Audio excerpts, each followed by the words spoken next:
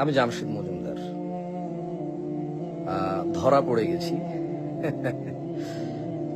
Monetization হারাম এখন থেকে আরো 10 বছর আগে বক্তব্য দিয়েছি।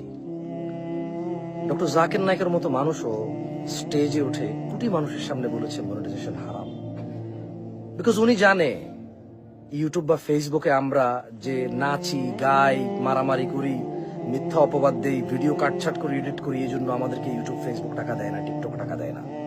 মূলত আমাদের ওই ভিডিওতে আসা অ্যাডভার্টাইজের কারণে টাকা দেয়। আর ওই অ্যাডভার্টাইজে থাকে মহিলা, গান, বাদ্য, নৃত্য, মদ, গাঁজা, ইভেন অনেক ক্ষেত্রে জুয়ার পর্যন্ত অ্যাড আসে। সেজন্য মনিটাইজেশন হারাম। একটা কথা বলতে চাচ্ছিলাম, জামশেদ মজুমদারের বাটপারি বা ধরা পড়ে যেত না জামশেদ মজুমদার যদি মনিটাইজেশনের অর্থ হারাম এটা এখানকার কন্টেন্ট ক্রিয়েটাররা বুঝতো।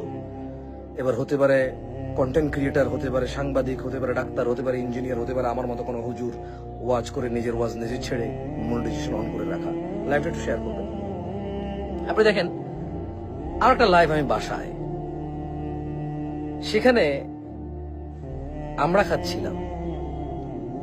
আমরা ঢালটা যখন পড়ে যায়, আমার যিনি ক্যামেরা ধরেছেন তিনি ভদ্র মহিলা, আর আলহামদুলিল্লাহ চাঁদ সূর্য ওনাদেরকে দেখে কিনা সন্দেহ আছে আমাদের। দেখলেও কখনো কখনো হয়তো চাঁদ এবং সূর্য ওনাদেরকে দেখে।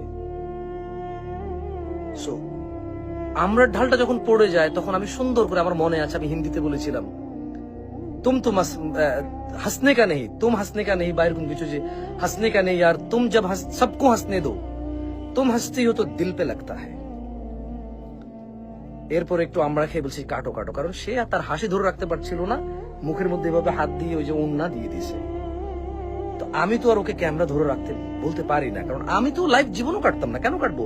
2000 মানুষ দেখতেছে আমার লাইভ। ঘরের বাজারে যদি 2000 মানুষ লাইভ দেখে, এর এঙ্গেজমেন্ট অনেক high. This is very good for business, trust me.